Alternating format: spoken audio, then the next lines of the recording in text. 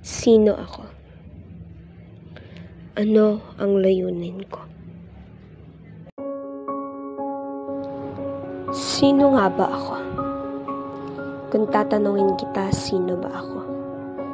Marahil yung mga nakakakilala sa akin sasabihin, eto ka, ganito ka.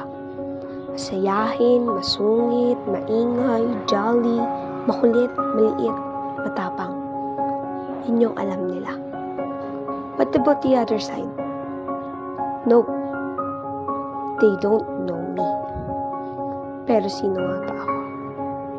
Ako lang naman ay isang iyakin, maraming iniisip at problemado sa buhay.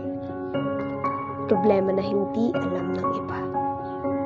Laging nasasaktan sa mga maliliit na bagay na nasasabi ng iba. Pero ano nga ba magagawa ko? Ito ako eh.